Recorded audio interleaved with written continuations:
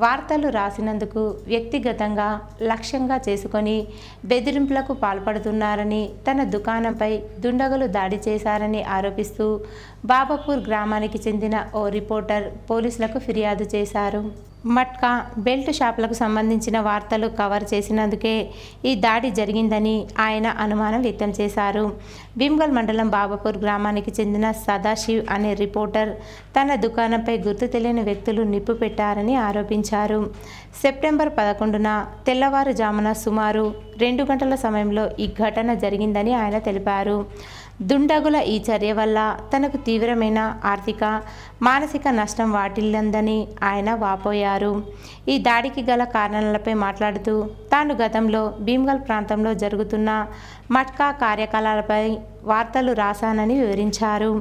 ఈ వార్తల ఆధారంగా పోలీసులు మట్కా ఏజెంట్లపై కేసు నమోదు చేసి పలువురిని అరెస్టు చేశారు. దీనిపై కోపం పెంచుకున్న బాబాపూర్ గ్రామానికి చెందిన జంగిటి నరేష్ అనే వ్యక్తి గత కొన్ని నెలలుగా తనపై కక్ష పెంచుకొని వేధిస్తున్నాడని, హాని చేయడానికి ప్రయత్నిస్తున్నాడని ఆరోపించారు. ఇటీవల నరేష్ అక్రమంగా మద్యం విక్రయిస్తున్న కేసులో అరెస్ట్ అయ్యాడని, ఆ వార్త కూడా తానే కవర్ చేశానని, అందువల్ల ఈ దాడి నరేష్ పనే అయి ఉండవచ్చని సదాశివ్ అనుమానం వ్యక్తం చేశారు. ఈ ఘటనపై పోలీసులు తక్షణమే విచారణ చేపట్టి దాడికి పాల్పడిన వారిని గుర్తించి కఠిన చర్యలు తీసుకోవాలని కోరారు.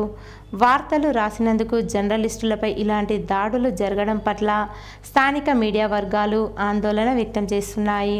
మట్కా భీమ్గల్లో జోరుగా సాగుతుందనే ఉద్దేశంతో వార్త పెట్టడం జరిగింది. ఆ వార్త లైవ్ కావడంతో గౌరవ సిపి గారు కూడా దాని మీద యాక్షన్ తీసుకొని మట్కా ఆడిపిస్తున్న ఏజెంట్లను తీసుకొచ్చి లోపలేసి శిక్షలు విధించడం జరిగింది. దాన్ని కక్ష సాధింపుగా పెట్టుకున్నటువంటి వ్యక్తి బాబాపూర్కు చెందిన నరేష్ అనే వ్యక్తి, గంగిటి నరేష్ అనే వ్యక్తి నన్ను ప్రతి విషయంలో కక్ష సాధింపుగా చేస్తున్నాడు, సంఘంలో లొల్లి పెడుతున్నాడు. అలాగే ప్రతి దాంట్లో నా దాంట్లో ఇన్వాల్వ్ అయ్యి అవసరం లేకున్నా కూడా నా పోలీస్ స్టేషన్లో పిటిషన్లు ఇవ్వడము, అతనికి డబ్బులు ఇచ్చేది లేకున్నా కూడా ఇచ్చేది ఉందని చెప్పేసి పిటిషన్లు ఇవ్వడం చేస్తున్నాడు. అలాగే జరుగుతూ నిన్నటి రోజున ఆయన మీద బెల్ట్ షాప్ నడుపుతాడు బాబాపూర్లో.